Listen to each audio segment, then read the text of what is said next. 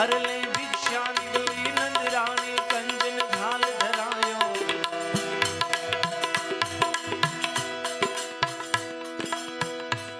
રાગ ઘણા પ્રકારના છે. રાગમાં પૂજ્ય નારાયણ સ્વામી બાપુને લઈ ભિક્ષા નીકળી નંદરાણી. બાપુ બહાર રાગ. પૂજ્ય નારાયણ સ્વામી બાપુને જ્યારે વિદેશનું સ્ટેજ મળ્યું ત્યારે એમને કોકે એમ કીધું કે ભજનમાં એટલી બધી તાકાત છે એમ.